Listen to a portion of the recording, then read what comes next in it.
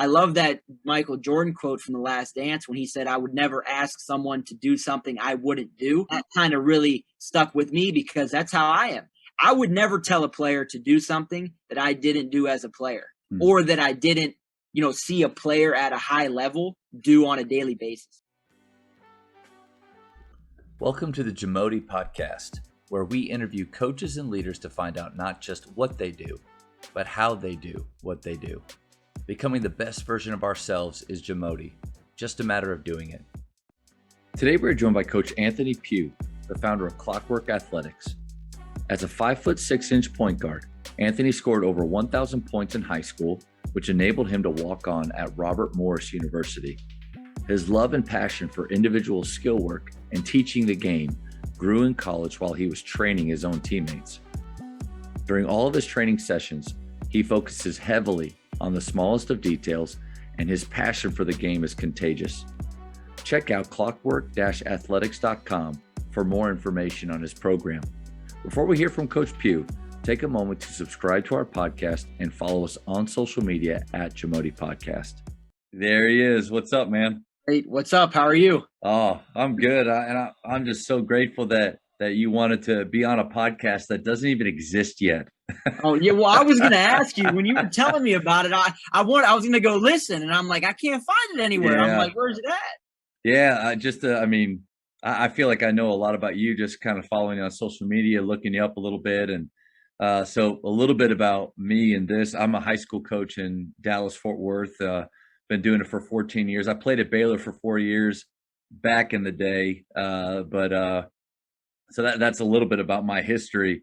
But, I've gone to clinics and watch and listen to podcasts. And sometimes there's these questions that I just really want to know the answers to. And maybe at a clinic, like I was just at one in Texas this past weekend, and I just didn't get some of those.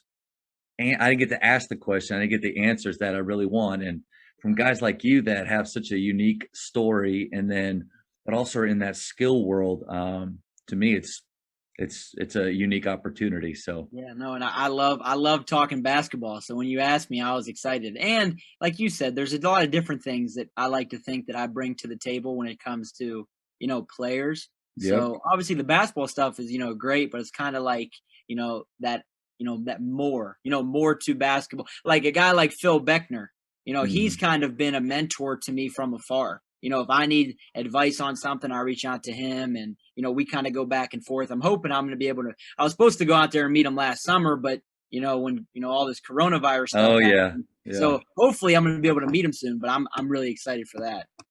Yeah, that'll be cool. And the whole idea is, so it's Jamodi, just a matter of doing it. That's just a term that I've used since I was in 7th grade. I heard it at a camp, and I just kind of stole it and used it for my own workouts and things growing up. But the whole idea is it's not just, what you do, it's how you do what you do. That's important and unique.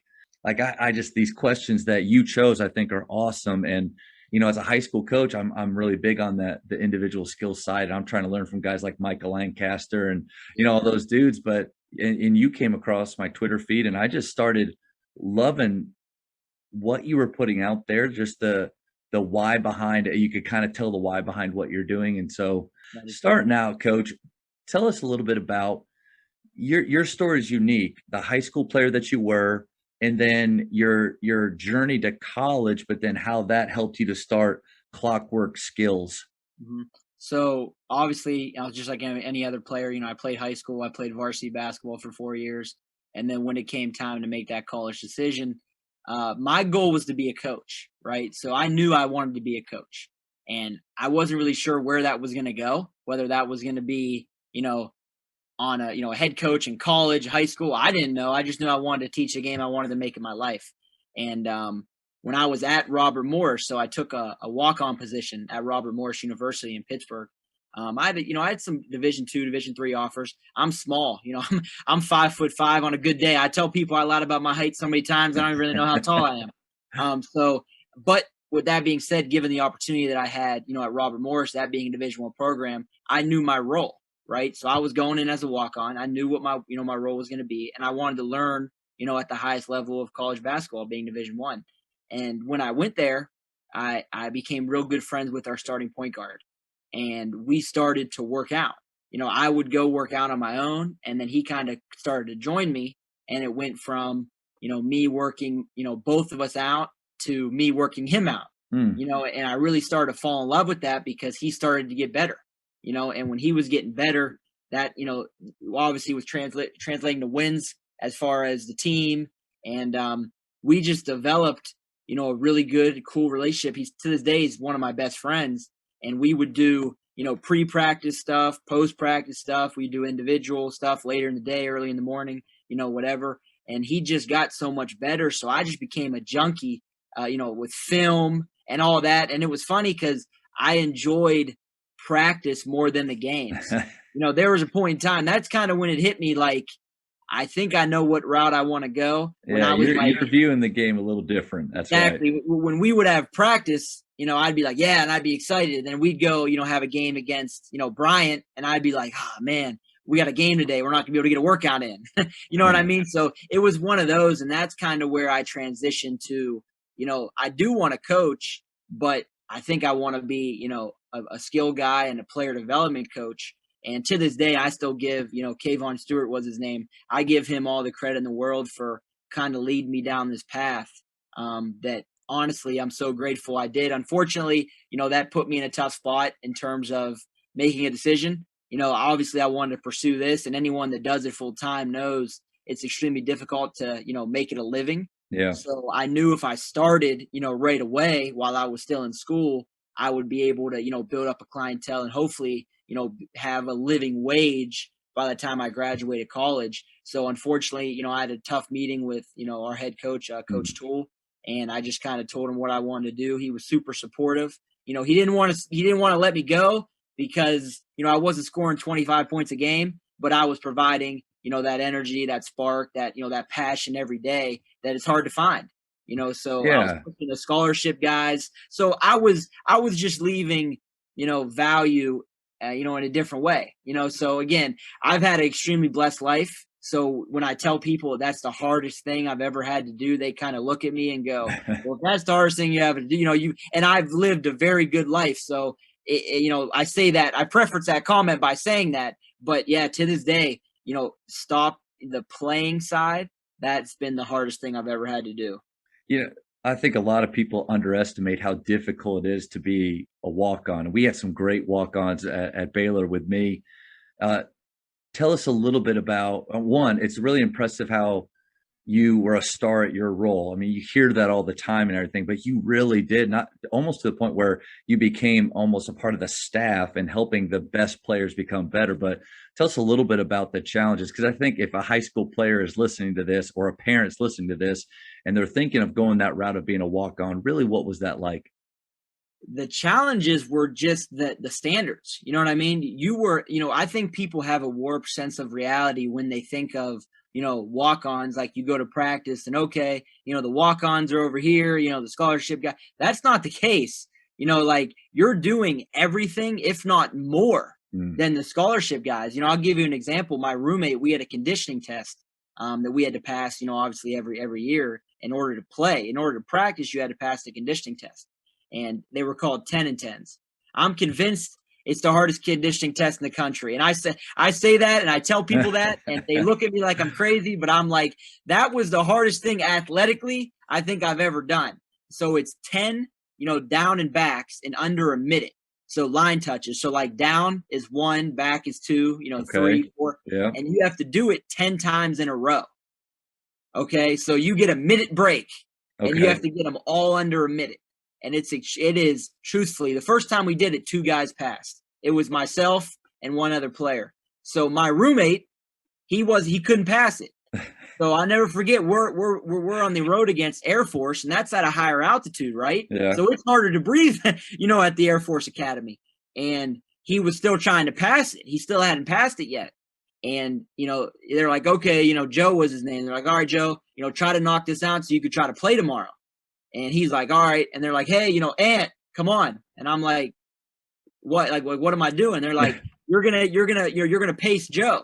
If he keeps up with you, he's gonna pass. And I'm thinking, man, I almost died the first time I did Yeah. this. You know what I mean? It's a And compliment, but it's not what you exactly. want. Exactly. It's one of them things where I was grateful that they wanted me to Yeah, do it. And obviously I was like, okay, I would have, if they would have told me, hey, go stand in traffic, I would have go stood in traffic. I would have done yeah. whatever that staff asked me to do. So I was like, okay. So I ended up, running it and completing the test again, at the Air Force Academy.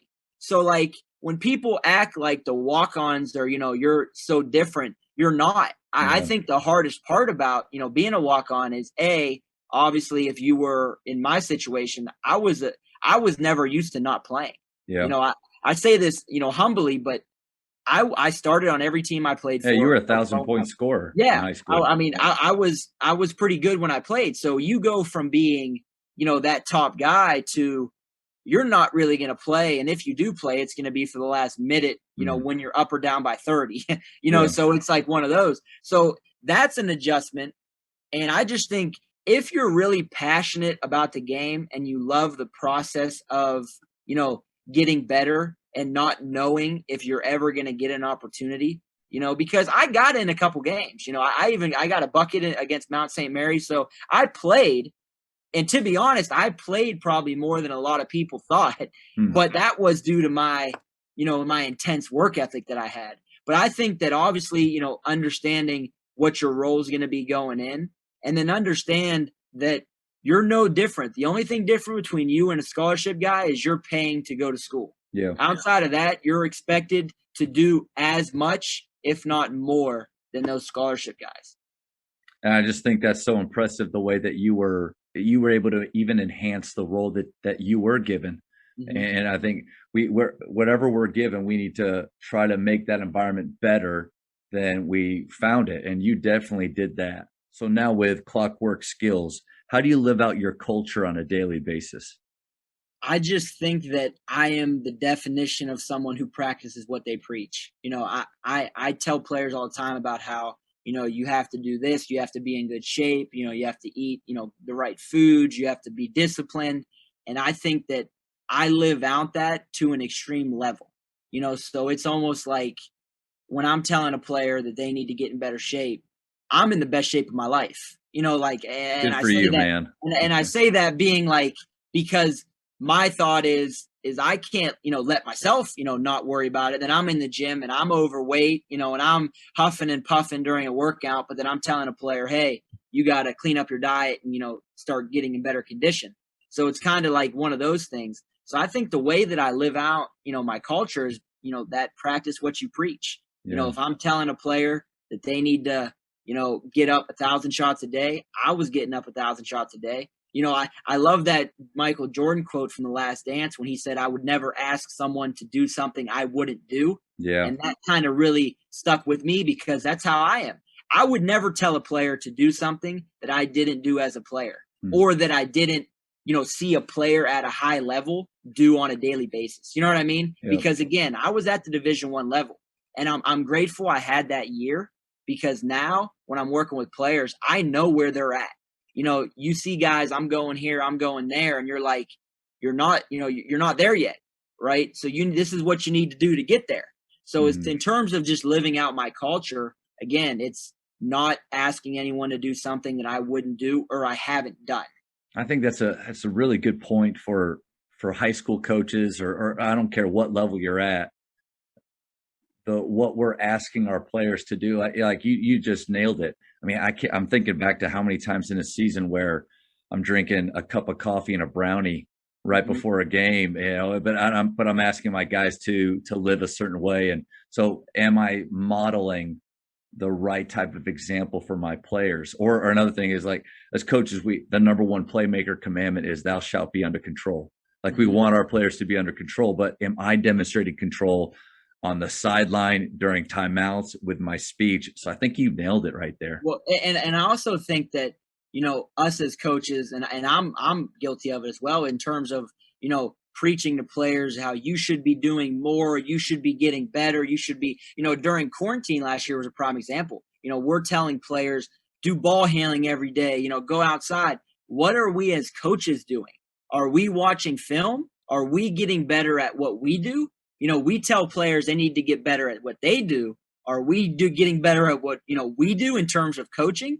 And so I think that's like super important too, is, don't be that person to be on players about, doing more and, trying to get better as you're sitting on the couch watching Netflix. You know what I mean? If they're going to do their role, you better be doing your role even more so.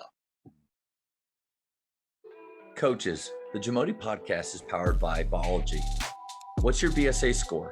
The Biology Skill Assessment is the only verified skills metric endorsed by the NIA and NJCAA to discover and develop the best talent for your team. This 10-minute, 100-shot test can be taken for free today on the Biology mobile app. Elevate your game. What is your morning routine or favorite daily activity? So I'm a huge routine guy. I've had the same morning routine, since I've been like the 7th grade. So I wake up at 4 a.m. every day. And again, this is one of them things where I tell players, don't listen to me on this one. I'm crazy, because people go, oh, you got to sleep. And I agree. You do, I'm just wired this way now. So it's kind of like one of them things where even if I wanted to change it, I don't think I could, because I've just done it for so long. So I'll wake up at 4 a.m. I'm one of those guys. I make my bed. I believe in that, conquer the first task, get your day off on a start with the win. Exactly. So I start with that win. I'll wake up, I'll kind of brush my teeth, do all that stuff. And I'm going straight to the gym to work out myself. So I'll do 25 to 30 minutes of some type of cardio, whether that's, the treadmill, whether that's a run, Stairmaster. I switch it up a little bit, and then I'll lift for an hour. So so once I'm done with that, I'm at the gym for about an hour and a half. Once I'm done with that, I usually sit in the sauna for about 15, 20 minutes, get a good sweat, and then I'll go home. And by then it's around like 7 o'clock, 7:30. And then I'll come home, I'll shower, eat breakfast, all that. And then I'm locked in on any type of work I have to do in terms of whether it's answering emails, any type of that deep work, they talk about, because I love the morning time, because during the day, everything's so crazy. So it's kind of very, very nice to have your alone time. And I'm big on that. And then after I get, that all done, I'm diving into film. I'll watch, depending on what I have or what workouts I have that day, I'll watch anywhere from an hour and a half to 2 hours of film literally every morning. And that changes. Maybe, one day I like to try to, break it up to, maybe I want to watch pick and roll, possessions. Maybe I want to watch, moving without the ball, watch a certain player, certain team. I like to switch it up. And then I'll just plan out the day in terms of my schedule, what workouts I have, where I have to be, things like that. And then around like 8:30, 9 o'clock, we're getting going with the day, whether that's, like I said, going to a workout, whether that's taking care of just some daily things I personally have to do. But that morning routine, I always laugh because The Rock, he's big on like that anchor. He talks about the anchor. And to me, my morning routine is my anchor. And it's a blessing and a curse, because it's kind of like if I don't do it, my day is just kind of sporadic. Like if I don't, if I'm not at the gym, on time, and my time, it just kind of throws me for a loop a little bit. So I have to make sure I get all that done. But then once I'm done with that, like I said, I'm on with my day, and that's kind of something I have to do. I'm always inspired by listening to people's daily routines. Like Tim Ferriss is a guy that I always like to listen to, and he had a book called Tools of Titans. It's a huge book of all these people he's interviewed, but a lot of these ultra successful people like yourself have rock solid morning routines. And I think I'm the king of trying out new morning routines. I don't know if I necessarily have something that works best for me, but let me ask you, the 4 a.m. work, as soon as you said that, I cringed just a little. Like, what time you get into bed in order for you to function well from 4 a.m.?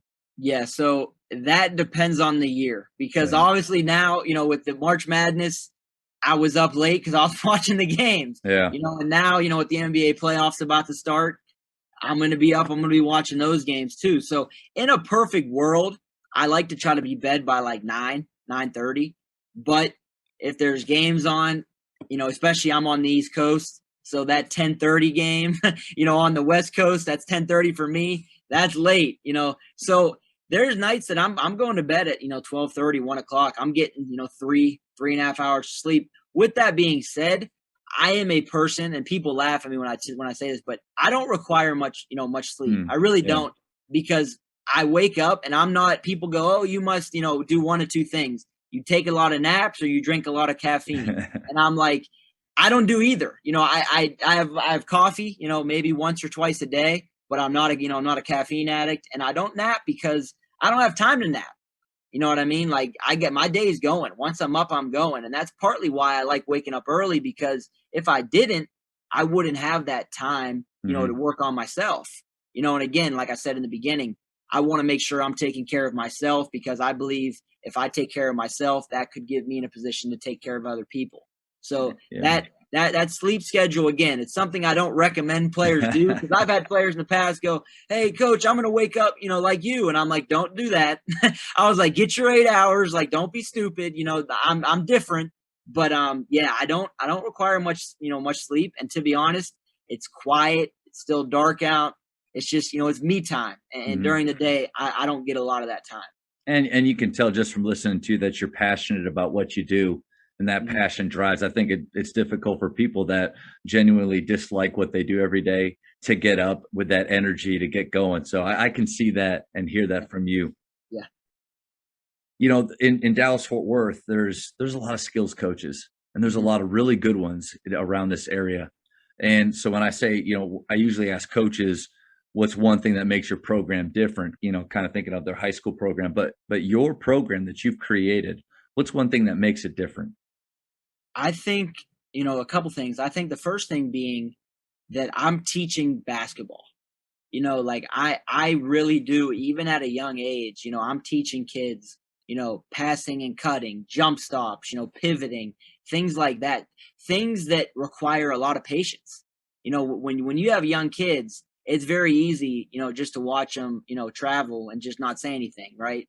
But for me, that irks me. Like that really bothers me. If I see players not understanding, I will go out of my way and make sure they understand. And I'm sure some, especially young players, they're probably like, "Oh, like, well, I just want to go." Like, "You keep stopping us. I'm just trying to go." But my personality, and like you said, how passionate I am about it, I can't let it go. I want to make sure everybody understands what we're doing. So I'm not, a drill guy. I'm a teach guy. Mm, And even moving on to my older players that I work with, I think you know, it's tailored towards you. There's no cookie cutter workouts for me. I have multiple notebooks for different guys that I could show you a workout that I've worked out, a certain player, 3 years ago. Everything is so planned out, and it's so tailored towards what you need, and not just generally. And some players need, the same things, right? The fundamentals of the game. But there's, everyone's different. mhm, Maybe this player is, a shooter. He doesn't need as much ball screen stuff. He needs handoffs. He needs coming off screens. He needs movement. So like that goes back to the film. Just watching a ton of film on guys, and really, I guess, to sum it up, is just investing in each player. Like, there's not, let me get 8 kids in the gym, and charge them X amount of money and make as much money as I can. I'd rather be in the gym, for 8 hours longer and make less money and make sure players are getting better. So I think in terms of difference, it's that teaching mentality, and that no cookie cutter, mhm. tailored towards particular players, and just making sure they're getting the most out of every time we're in the gym. No, I really appreciate the fact that you care about those small details. Mhm. 'Cause I think, from a high school coach's perspective, we struggle with that at times. Yep. We've got 20, 30 kids in the gym, and you see those little issues or problems all over the place, but you almost have to choose at times. So I think guys like you that, one, have the ability to focus in on a smaller group of kids, but really get deeper with those details, that's huge. There's so many different ways to teach the game, which that's one thing I love about it. Mhm. But there's this other idea too with skill work about using, accountability drills, whether it's cones or med balls, foam rollers, tennis balls, all these different things that you can throw in to maybe add a little bit more, yes, difficulty, but even more to it. But what's your thoughts on using those types of tools with players? So if I have higher level players, meaning high school, college, professional players, that you're not there's not going to be a cone in sight. There's going to be a body. There's going to be. I have people that will that I have come and help me. So if we're going working on screens or whatever, they're going to have a live defender and they're going to have an actual screener. Because I'm big on that bones over cones. I'll never Okay. forget when I saw that. I loved it. I loved it. And then, translating to younger players, I don't really work with younger players as much anymore, just Hmm. because, especially going in, to the off season, my older players, require a lot of my attention. But when I do work with younger, players in the winter and in this fall, um, I didn't use cones initially because I was kind of in that that mentality still of they don't need it. But then I found that younger players, if you tell them, okay, go to the elbow, they don't really quite understand that, Sure. so it was almost me learning, right? I mean, I'm not perfect at anything. I to this day I still learn every time I have a workout. So that now with those kids, now I'll put a cone there or a chair and I'll say, okay, go to the elbow, where's the elbow? It's on the chair, the cone's on the elbow, So Hmm. with younger kids I'll use them, but even then I use them as little as I can. And I'm not against people that do use them. Sure. My number one thing with the whole, you know, this guy does this guy does this is our players getting better. Yeah. If they're getting better, I don't care what you do. Obviously I have my beliefs and I think Hmm. some stuff is, a little bit more goofy, than others. But with that being said, if the players are getting better and they like it, and they enjoy it, everyone, like you said, has a different way to teach. Let Hmm. them teach it. Let them do what they want to do. And as long as they're helping players get better. Now, when you're just taking people's money, and you're not Yeah. helping Just them get better, yeah, it's just yeah, for show. Yeah. yeah, Yep. then that's an issue, right? No And matter you're what you're always gonna have doing, those yeah. guys. No matter what you're So doing, they have to see the game behind the action. exactly, So even if you're bending down to pick up a med ball and then pushing through it, they have to understand the why behind it, or else it's just an action that they're doing that truly they will not do when they play. exactly. So again, and a guy like Michael Lancaster, he does a great job of explaining that. You know what I mean? So I think when you're talking about guys that use that stuff, you know, he's the gold standard because he actually has the explanation behind it. Hmm. I think a lot of times you see people on the internet doing drills that they, watched him do, but they don't explain the way. On Instagram and Twitter, you see a minute, 2 minute clip. You don't see the full context of the That's right. drill. Yep. So I think that copying, that copying mentality gets a lot of guys, in hot water because they don't understand it themselves. So Hmm. I think again, at the end of the day, if you're getting players better, I don't care how you do it because to be honest, I'm worried about myself. Yeah. I'm worried about what I'm doing and my job and the players I work with. So if you want to do that, do it. Personally, like I said, as little as possible, but with the younger kids, I do use them if I have Yeah, to. but you're really teaching more of for simplicity Exactly. and actual game movements that you know they're going to go through, and then teaching from that. I think Yeah, that's smart. exactly. The Jamodi podcast is powered by Sideline Interactive. Sideline Interactive is the leading manufacturer for high quality, innovative scoring tables and LED video display boards that help coaches and schools bring more excitement to fans, create huge fundraising opportunities, and make their jobs easier. Visit sidelineinteractive.com to check out their amazing products. What are the non negotiables of your program? Yeah, so I actually thought about this question a lot because I actually had to do a little bit of reflection about that, but Nice. I came up with five. So I think Okay. five things that, I really, really pride myself on. The first one being purpose. What's your purpose? I have players all the time, and one of the first things I ask them if they're in high school is, what's your goal? Do you want to be a good high school player? Do you just want to make the team? Do you want to play in college? Like I need to know that just because of the way we're going to tailor the program and the workouts. Like I'm gonna whether you want to play in college or not, I'm gonna work just as hard for you. But Hmm. there's a different notch that you have to take, when you want to play college basketball The at any moment level. that you say it, the moment that it comes out of your mouth, the expectations, the way that you shape every day has to be different. Exactly. So I need to know that, right? Because if we're doing a drill and I know you want to be in college, I might give you a couple little jabs of, hey man, I just had a kid that's in college right now. He did this drill in, under 2 minutes. Right now you're at 2.5. I might give you those little motivational tips as we're going through the workout. So I just need to know what your goals are.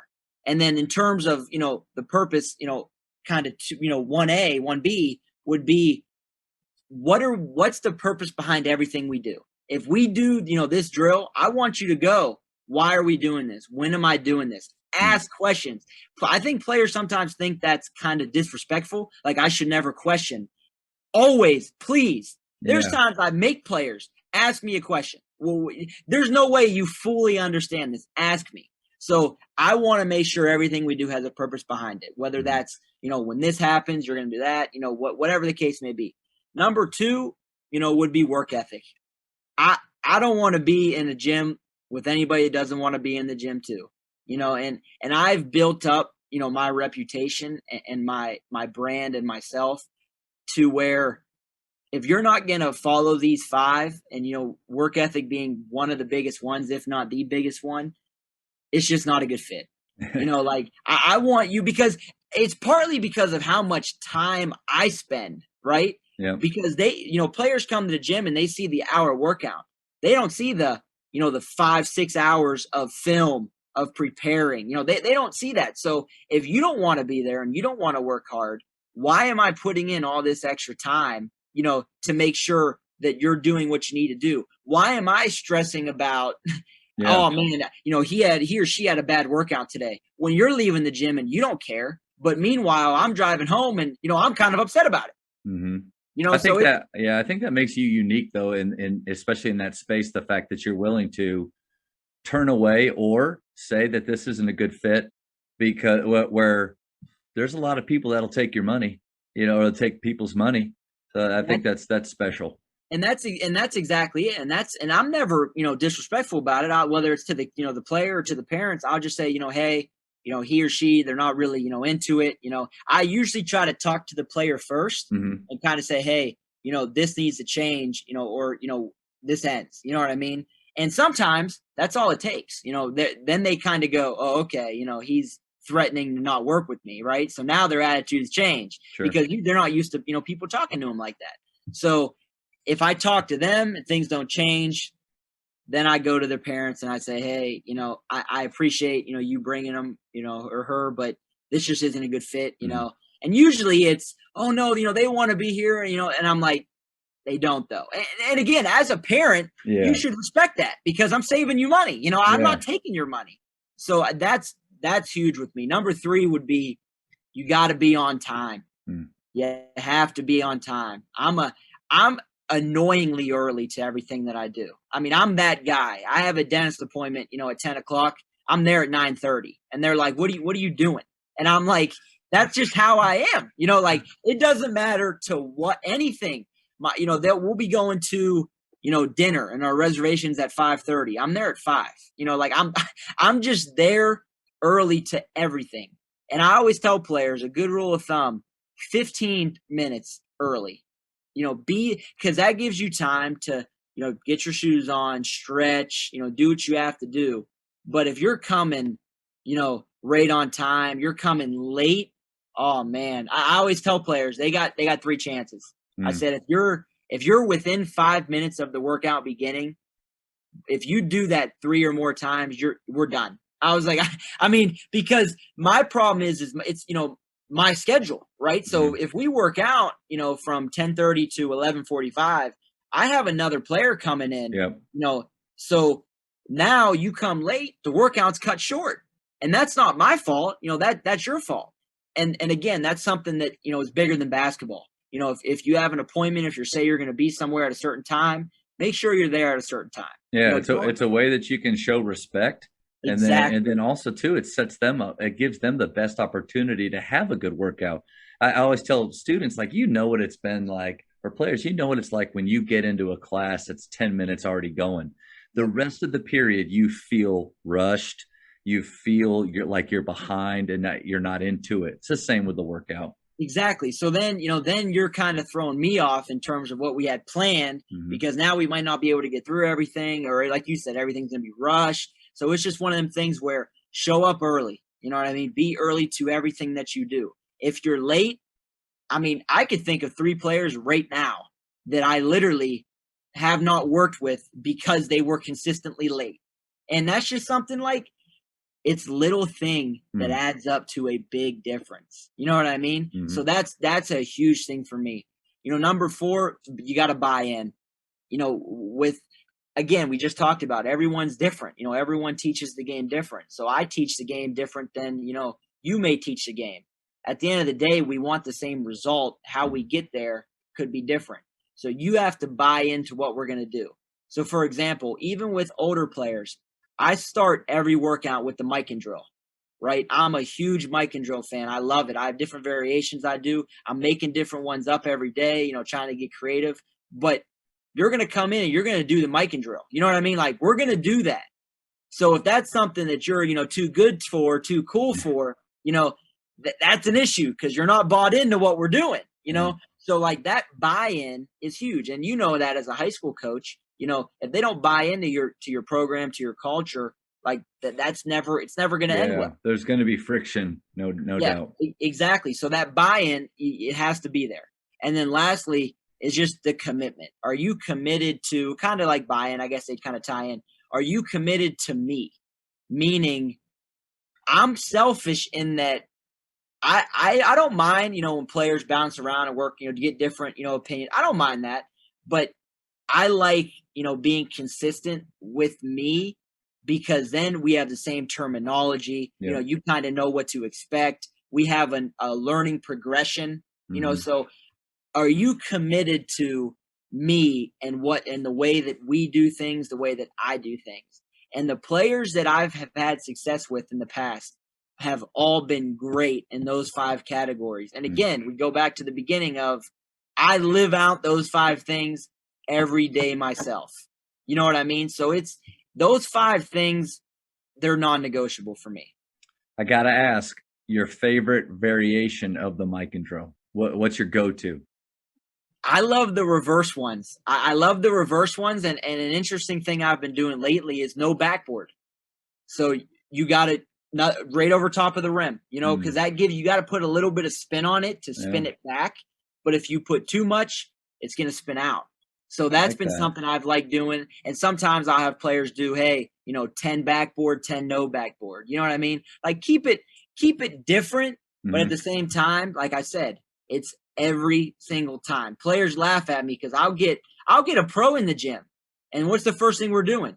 Mic and drill. And Yeah. they laugh because they're like, oh, what did they say about that? I'm like, nothing. They did it because they know, number one, it takes about 2 minutes. Yeah. Yeah. Number two, it's a great drill. Yeah. So yeah, I like mixing it up between backboard and no backboard. I like that. We do a test. We call it the Jamodi skill rating. We do a test here 4 times a year, and out of the 12 different categories that are drills that they have to do, one is a four-way micing, and Mm, it's right hand, lefty reverse, righty reverse, and you just continue with that I pattern like for 30 that. seconds. But it's amazing how the footwork piece of it just they lose it after one or two revolutions through, and also to the ability to have thumb spin or pinky spin and to place it correctly. It's a great drill and it'll never go out of style. No, no, and it helps your finishing tremendously. You know. You know what I mean? I've had players that struggled, making layups, whether that, not obviously wide open layups, but just contested finishes. And the mic and drill has helped them develop touch and develop, like you said, that spin on the backboard, different things like that. So again, that is a drill that I will die on that mic and drill hill without a doubt. All right, so you get to see your players in a kind of specific way. It's for an hour at a time, but you do a lot of planning in that. But within that hour, how do you build confidence into your players? I think by repetition. I tell, one of the things I tell players all the time, like when the season's going to start and we're kind of winding down the summer, is and it's corny and it's kind of like duh, but it's you deserve to be good. You deserve to have a good year. Don't go into the year and let a kid that, didn't even step foot in the gym, take more shots than you. You know what I mean? Be more vocal than you, lead more than you. Don't let that happen because you've been in the gym, with me 3 days a week in a hot gym in June, July, and August. Like Hmm. you deserve to have a good year. So I think the confidence factor comes from the repetition. Like you look at players and you study their film and they're shooting a lot of whether it's floaters, catch and shoot, pick and roll stuff, and you drill that and drill that and drill that. It's like when you leave the gym, the game should be easy. I heard, a coach told me a long time ago, your training should be hard so the game's easy. I like that. And I don't mean physically hard. I Yeah, mean mentally hard. sweating doesn't always mean that No, you're getting a great workout. Yeah. I've had players come and they look like they didn't even work out, and it's been the best workout they've had. You know Yeah. what I mean? Just because of maybe that particular day, it was a lot of reads, a lot of IQ stuff. So they weren't, going as hard in terms of, making moves or, whatever the case may be. So I think that idea of just me understanding their game to a different Hmm. level and me just being, the film junkie and basketball nerd that I am is making sure that I'm putting them in positions to what they're going to see in games. So when they're doing that for 4 months, 5 months, before the season begins, then when they're on the floor in the game, they're going to go, wow, when I was repping this out, in June, it was actually harder because I had to try to understand, okay, when do I make this read if the defender's there? Well, now, in June, he was making it tougher. Maybe that defender was stunning. In the Hmm. game, they may just commit or just run away. They're not even going to stun as long as I did, Yeah. or something like that. So that idea of you've put in the time and you've built confidence through that repetition, Yep. I think is absolutely huge. It's interesting you use the word deserve Mhm. because I have talks with my parents and players at the beginning of the year about that word. And in our culture, a lot of people think they deserve things that they necessarily don't. But in this case, because of the preparation and time they put in, they deserve to be confident in their own skills. Where another thing is, I think players look to coaches sometimes to instill or give them confidence, but we really can't. We can help protect their confidence, help maybe their confidence that they have grow, but they have to gain it themselves to deserve or have the right to be confident through that time and preparation. Yeah, and I think that deserve, like you said, I think the reason I say that is because I've witnessed the work. Hmm. Like I'm not having a player come to me, as a high school coach and say, "Hey, coach, I've been in the gym, all summer," and I'm gonna go, "Okay, good." You know, I'm in the gym with you too. I'm Hmm. sweating just as much as you are, and I'm working just as hard as you are. So I know that you've done, Yep. you've worked on the right things, you've put in your time. So that idea of deserving is something that, again, you don't want to throw around that word loosely, but I've experienced it. I've seen Yep. it firsthand. So I think, yeah, I just think that idea again of working on what your game calls for, it builds confidence through repetition. Yeah, I think in this context, that word really works. So I'm Mhm. not in any Yeah, way yeah, saying don't use that word anymore. yeah, It yeah, works. You spend a lot of time with your guys, especially in their off season, if you mhm, even want to use that term, but more like improvement season. yes. After their school season ends and maybe through their select season or older players, what are the off season expectations you have for your players? Yeah, so I've actually kind of switched focus about this, probably about a year or two ago. When I first started working with players, the expectation was we need to improve on what they're not good at. And we need to if you're a good shooter, all right, good. We're gonna shoot, but I want to add, this and this and this to your game to make you an all around player. And before we, started, recording, we were talking about Phil Beckner. He's Damian Lillard's trainer. He's an unbelievable player development performance coach. um, and I kind of talked to him, and his big quote is, be great at what you're good at. And he told me that once, and it stuck with me. Like, I mean, one of the things that I think I'll die and I'll be thinking of that, because it's one of those things where it makes so much sense. Hmm. We want to build, all around players, quote unquote. At the end of the day, everyone is special at something, Yeah. right? Someone does something exceptionally well. And I think that when that kind of happened, and a player that I experimented with was actually, he's at West Liberty now, a Division II school in West Virginia, and he's actually the second all-time leading scorer in Ohio. He passed LeBron, he passed all those guys. So he was a knockdown shooter. I mean, if you left the kid open, it was good. I mean, it to this day, I've been very fortunate to be in the gym with a lot of really good players. He's probably the best shooter Hmm. I've been in the gym with when we're talking about just pure shooting. And when we started working together, everyone was telling me, hey, he could shoot, but he has to be able to do this and that and that. And I was like, yeah, I agree, but why don't we just shoot a lot so he becomes an even better shooter?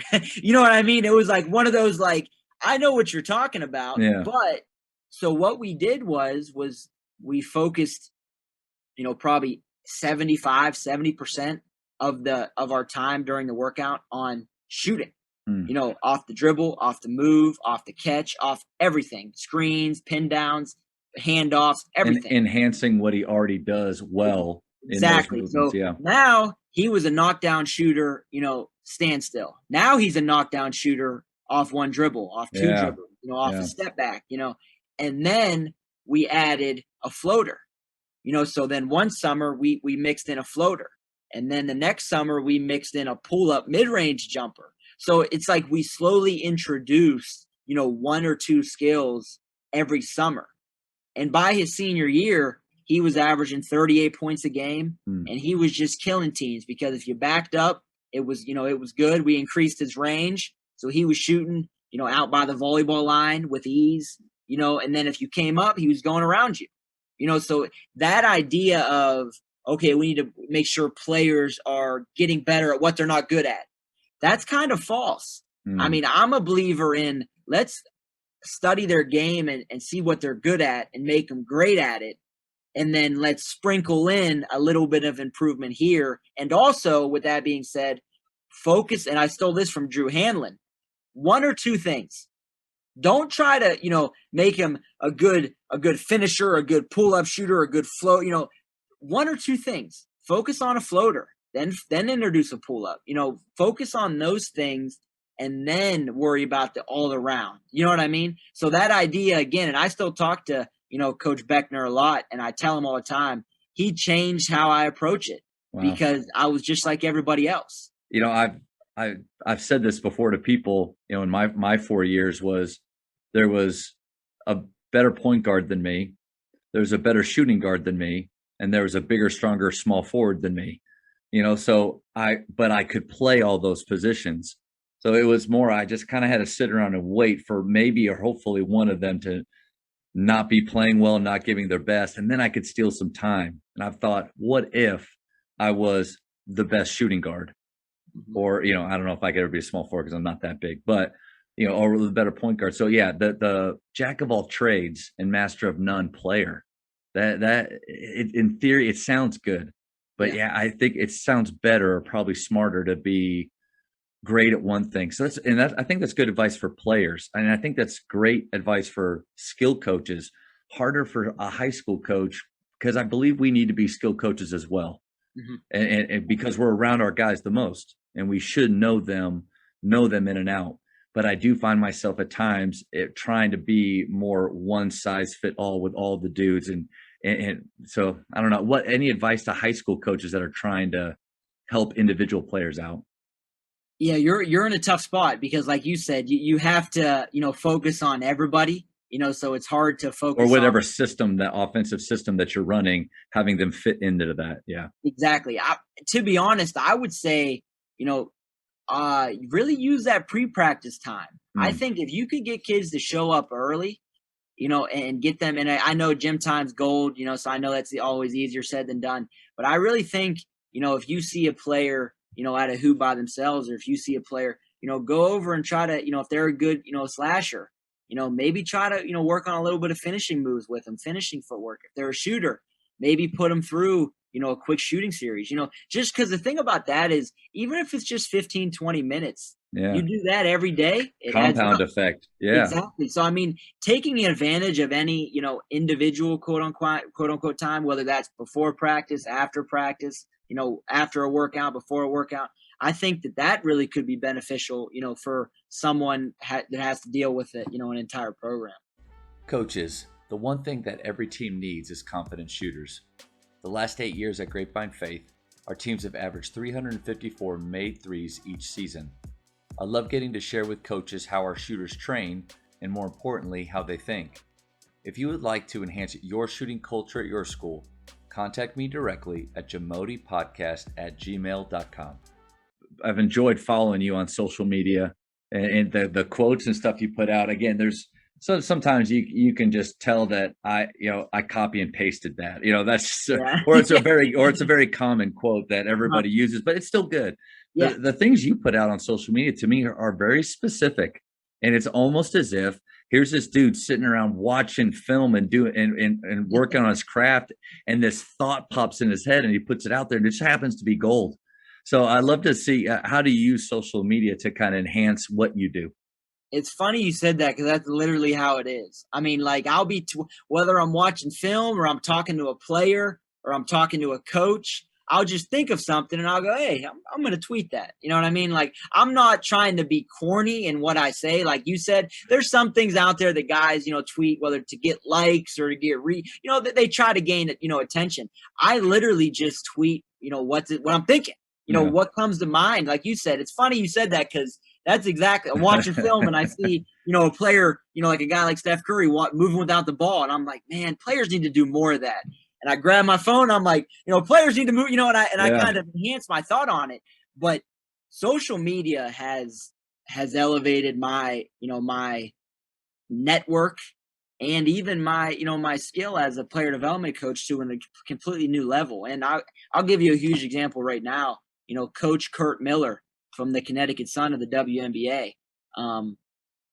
2 years ago, he followed me, and that obviously was really exciting to me because hey, it's a professional basketball coach. That's awesome. Yeah. And he followed me for about probably 6 or 7 months, and he DM'd me, and he said, hey, I just want to let you know I really appreciate what you're doing. It's the stuff you do, the content you put out, it's great. I would love to connect with you. So obviously I immediately, answered, and I was like, Coach, thank you so much. That means a lot. I love anything we could do. Let me know. And he's like, well, I'd love to have you come down for a game. He's like, would you ever, want to come to a game? And I literally got on my phone and checked their schedule, and they had a game. I think it was like the following week. It was in August. And I said, I'm there. I said, how does, August, 24th, I think the date was. I said, how's that? And he goes, that's great. You could stay at the Mohegan Sun, where we play, you could come to practices. We can grab lunch, all this. And I'm like, great. I packed my car up. I drove to Connecticut, 9-hour drive. And there was no, I mean, he didn't know me, like there's people I'm sure, that you could look at them on social media and they're not like they are in real life. They could be, all positive, happy go lucky. And then you meet them and you're like, and you're like kind of, you're kind of negative. You're kind of, you're kind of miserable. You're just, you're kind of just putting out a front, on the internet. Yeah. And I drove to Connecticut. I went to a practice. We went to lunch. I went to the game. He got me courtside tickets. I mean, we built a true relationship. I mean, I talk to him almost every day. He'll text me he's an early morning guy too. So he'll text me in the morning and go, hey, I'm sure you're probably, just getting done with your workout. How'd your day? What's on the schedule today? But, I went down there all off of social media. Mm-hmm. I mean, there was no prior connection. He didn't know anyone that knew me. I didn't know anyone that knew him. It was, here's a basketball opportunity, and I packed my car and I went. So when people tell me how social media, oh man, it's so bad, it's the devil, it can be. If that's the way you use it, it can be. But if that's not the way you use it, I've gotten opportunities to work with players, to connect with coaches, to connect with you, all off social media. That's right. So it has taken, my network, like I said, and then just the content that, guys like Phil Beckner, put out that you steal and then you kind of adjust to fit your style or your, Hmm. your player, whatever the case may be. So social media has absolutely changed, everything for me in terms of relationships and professionally. I think you're right, though. It probably highlights that person's view of the world. Yeah. Whatever the way they see the world, it's probably that's how they're what they're putting out there as well. There's the few that maybe are, like you said, are just being a little fake. But I've loved getting to do this. I've been blown away, and maybe I don't know if it's just the game of basketball, but that you and I love, but Yeah. that our game coaches from all over love to share, and Yeah. they love to talk about it, and they love that they've been so open and honest. Like the stuff that you've shared with us is just incredible, and I think social media is just a great avenue for doing that even more. And some guys do it really really well. Yeah, and I think that there's also people that I think overdo it. Like I'll be honest, when it comes to videos and Instagram, like I'm not good at that. Yeah, And it's funny. I saw a tweet from Steve D'Agostino. He's another great player development coach, and he tweeted, "I'm caught in between filming everything and filming nothing." And that's how I am because it's like I would love to film everything I do and to give out as much, video content as I can. But at the end of the day, when I'm in the gym, it's yeah, it's tunnel vision, and there's been times that I've hired, photographers, videographers, and that's something that I hope to plan, on doing more. But I'm not one, to get my phone out. And hey, if yeah. that's you, then that's you. Because again, I know people that have killed it doing that. You know what I mean? Like they've done a great job. But to me, that's not my thing. If you want a workout or something, I could write you one. I could type it out and send it to you. But in terms of the video aspect, Yeah. I personally I can't bring myself to do it. You know what I mean? It's one of those things I just can't do it. I think you're right on the money with, when you're doing the workout, when you have the attention of your players, then you got to be all in that moment, and you can't be about anything else. I one thing like at Faith, the school that I'm at, um, I love the skill work that we do, and like kind of like not to extent of you, but I do spend a lot of time. And early on in my when I was just out of playing, I did a lot of skill work and skill development. I wish I would have been more of a student of it like you, Mhm. but I do like to use social media, especially to highlight my players. For I think if our program can brag on them, it stops them from bragging on themselves or having to do that. But what I've done, and maybe this can help high school coaches, because I do think it's good for your pro for your parents to see what their guys are doing in the gym with us high school coaches. And but one thing I do is either if I have a manager or an assistant coach or a hurt player, is I have them go around, and what else are they going to do? I'm going to have them go around and film, and then I get to make a nice little at the end of the week video for them. And I've always thought with social media that if you say something nice about your player, if you wish them happy birthday, whatever they're doing, they may not tell you that they care, but deep down they care, and I Well, think it's a great way. you know what's funny about that too is you do break out the camera, and it's amazing how much harder players work. It's Oh, it's my it, turn. it yeah. I mean, like it's funny. I worked with a high school team last summer, and I'll be honest, they're lazy. There's a lazy group. You know what I mean? Like Mhm. you had to catch them on a good day to really, you know what I mean? And I remember I had the camera come in one day, and that was the hardest I've ever seen because they know it's going on social media. So if you're gonna walk through a drill, my however many followers are gonna see it.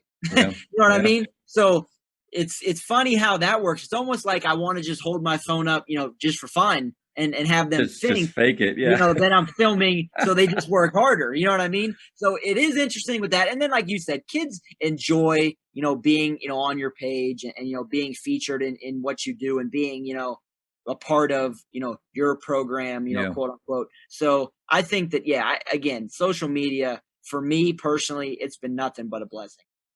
All right, coach, this is where we really get to know who you are. It's with the speed round. All right. I love it. So we're going to go like 30 seconds or so, quick questions. The first thing that pops in your head, you just Okay. got to blurt it out. All right.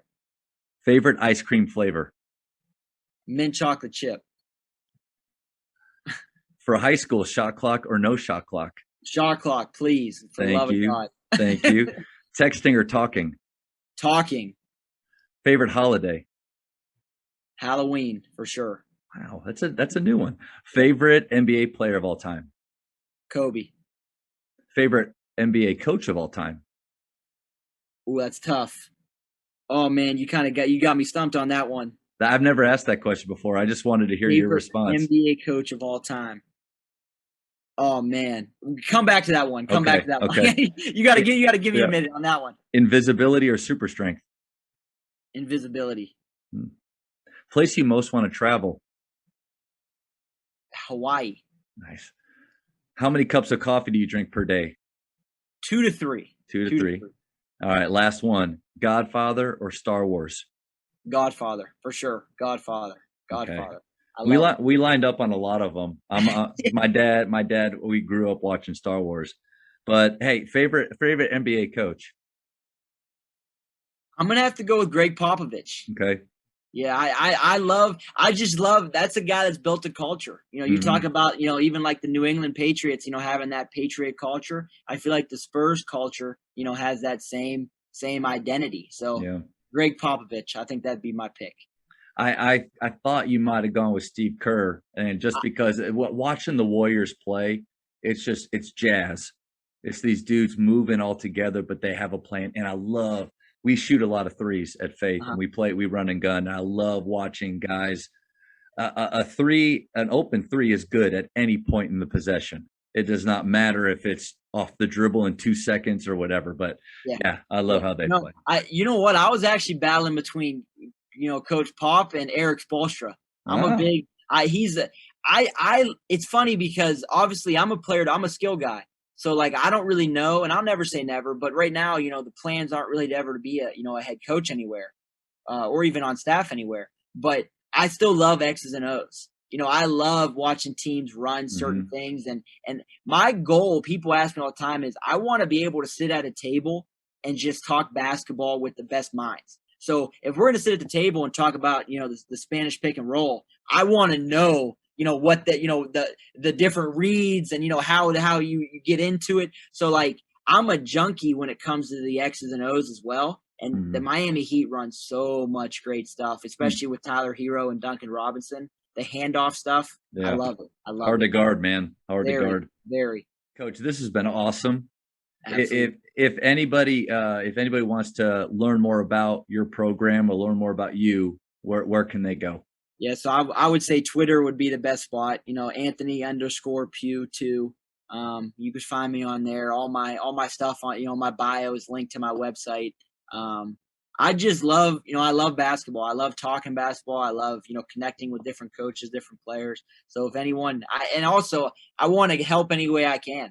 So if there's anything I could ever do for any coach or player, you need a workout, you need an opinion, you need different things, like please reach out to me. I love it. I mean, I've had people DM me about different offenses or different drills, and I just say, hey, call me. And I give them my number and we just talk, because I find that easier, to communicate that way. And like we talked about before, I'm a talk over text guy. So it's like, give me a call, let's talk basketball. So anything I could ever do to help continue to move the game forward and grow basketball and help anyone else, that's something I'm always open to. Thank you for checking out today's episode. Please take a moment to subscribe to this podcast, share it with your fellow coaches, and find us on social media for what's coming up next on the Jamodi podcast. It's just a matter of doing it.